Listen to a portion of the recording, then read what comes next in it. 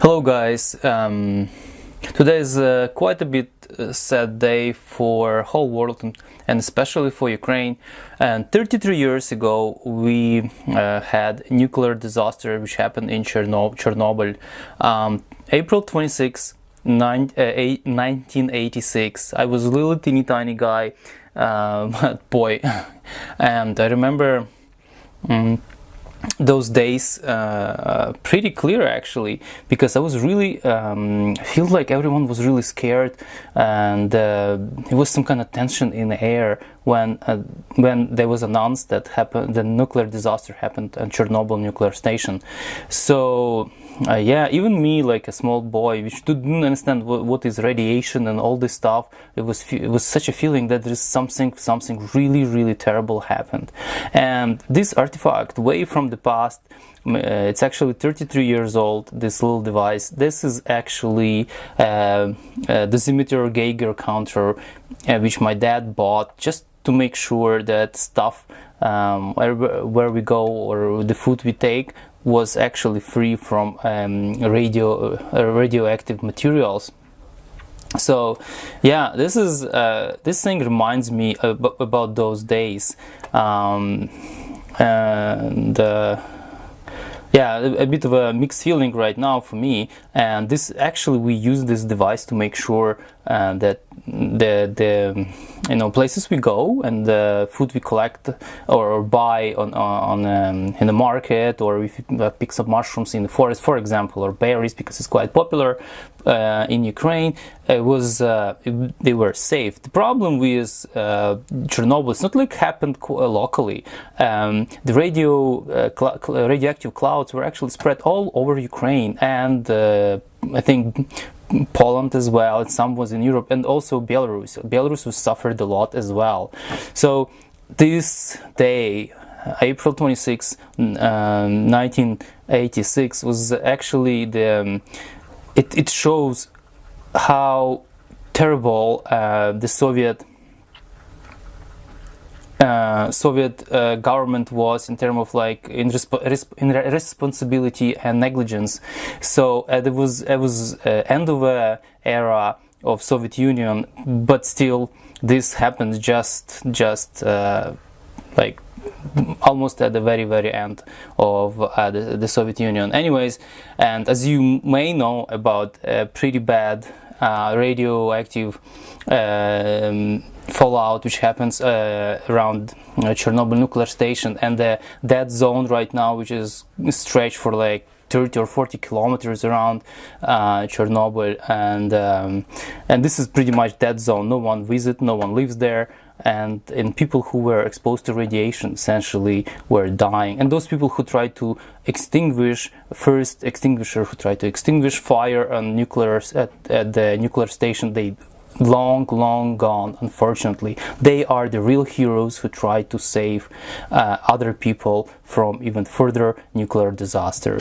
Anyways, this is a bit of a sad story, and especially because it's happened in Ukraine, and I know people who suffered from this, and yeah, I think it's personal to every Ukrainian who actually lived through those times. And because it's radiation, it's probably gonna still linger on Ukrainian soil for many generations. So here's a little bit of introduction of what this device reminds me about, and what it is actually. This is a Soviet-made ANRI 01 radiation counter. So it can do a detection of beta particles and gamma particles. So let's take a look quickly what we have around here. So we have few controls. So we have start, stop, and two different modes, and turn on and off. Here supposed to be a battery and battery compartment. It looks like the battery compartment door actually lost. And over here we have external sensor, so you can attach external Geiger tubes to actually be able to point and pick measurements from underneath cars, from around buildings and things like that, which are really hard to reach with the whole device like this. Also we have here little LCD. The problem is this guy, that this LCD is actually damaged, and I do not know if it actually works, because I think back at the time when it has these issues, I tried to kind of take a look what's happening, and I'm not sure if this device is operational at this moment or not. So LED requires some change. You have to replace it essentially. It requires replacement because, as you see, it's completely tarnished, and I think it started kind of deteriorating. So the most interesting stuff is on the back here. I have a door. This door hides interesting business. So here are two sensors. These are SBM20.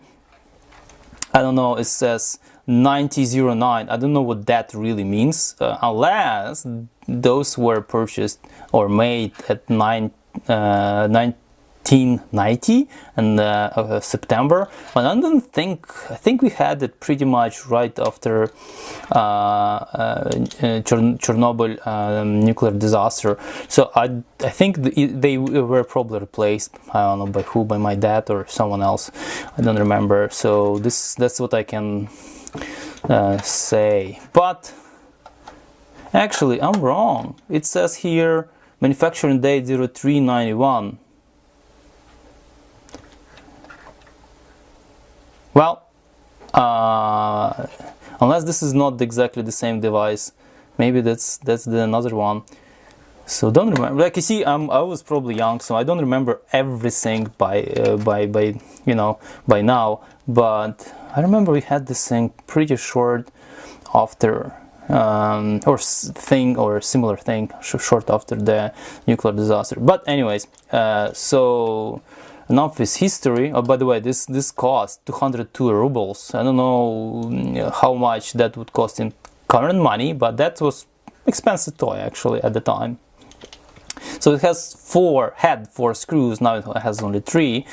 I don't know what's the story there. I brought it here with me to Canada just because I thought this is cool artifacts, and one day I can fix it. But here I guess it's a good day, or I don't know if it can be good day, but it's like this date reminded me about this device, and I pull it out, and I wanted to actually take a look. As far as I know, it's not operational. Let's take a look what's inside first, and then try to maybe power it up. But I hope it's not deteriorating inside, like for example the battery leakage or something like that. Okay, those cables are really annoying, but I know how to remove them. So okay, so we have back plate of the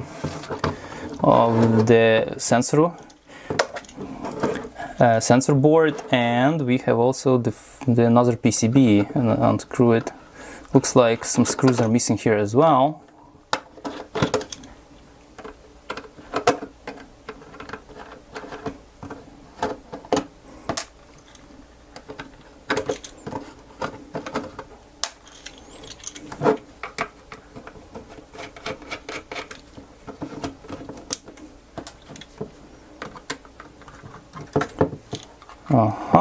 Oh wow, it's a bit of a jam-packed here, and the most annoying part, a bunch of wires. Oh, okay, here we are. See the problem right away. So one of the wires is actually detached here, so I think this device probably is not operational. This is how many things were made in Soviet Union. They were not really, like, probably engineering wise they were okay, but they were not sturdy. Like this one is really easy, like it's flopping in the breeze. There is nothing holding those wires. They were just, like, you see, it just, you know, disconnected, you know. So this is the problem. Okay, let's talk about the construction. So over here we have 3 chips and a whole bunch of passives, not a few diodes here, another capacitor, 2 electrolytic capacitors, 1 transistor, I don't know what the hell is this, and 2 resistors which are really crusty, like, yeah, need to be cleaned up. So as far as I understand, this is high voltage part, because I need to supply I think 440 or 460 volts to those SBM20 sensors. And what it look, probably this transformer is a part of a voltage multiplication. But look at those 1, 2, 3, 4, 6 capacitors and 4 diodes. This is capacitor diode multiplication for the voltage. So this is probably part of the circuit to multiply the voltage. So look at those kind of funky. Those are regular ceramic capacitors, but look at this more interesting thing over here. Those are tubular ceramic capacitors. Those are really old school.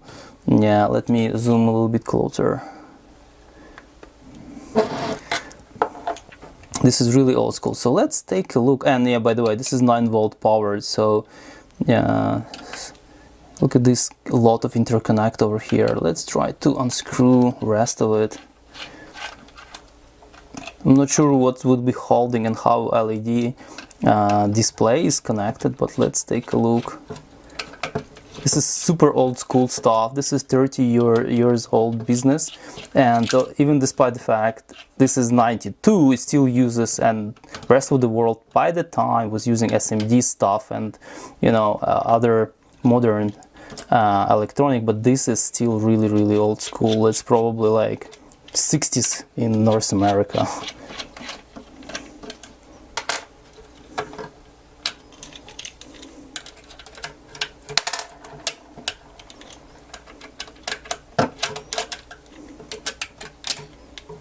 Okay, it's coming apart. It looks like I have to also detach this one. Oh, it's old and crusty now.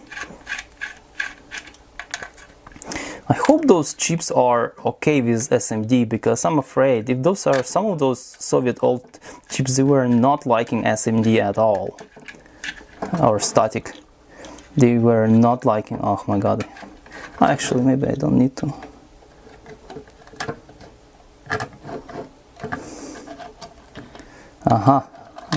Here we are.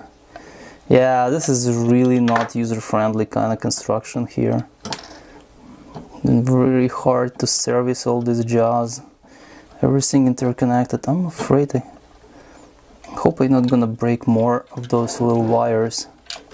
Oh, look at this. Way more stuff over here.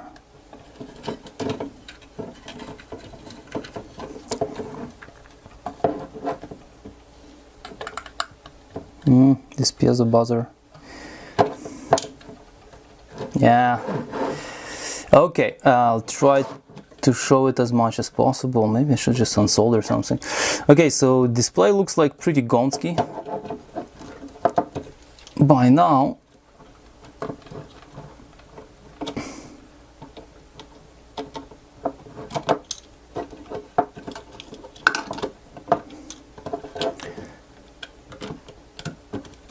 Try to lift this and see what... Oh, it uses zebra strips to be connected to the board. Okay, it will be hard to find similar display to replace it. I think I have to be inventive here. Okay, so we have another 7 chips, and this mostly, I think, digital counter board. I believe with modern electronic this can be replaced with something way more simpler than that. But here we are. So I will share the exact schematic of this device, and I will try to take a look, and definitely I want to fix it. Doesn't have any leaked capacitors. It seems like board is okay, despite the fact it's this old stupid wires everywhere.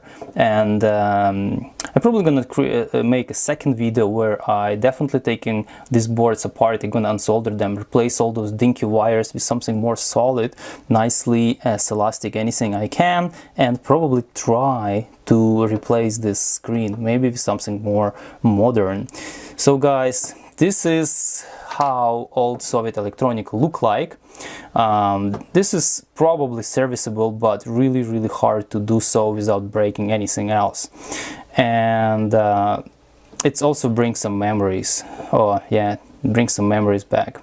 I hope future generations will be smart enough not to be stupid and not to have such a similar nuclear disaster happen anywhere else in the world. So guys, I hope you like this. See ya next time, and stay tuned for second video where I'm gonna repair this device and try to use it. Thank you very much for watching. See you next time.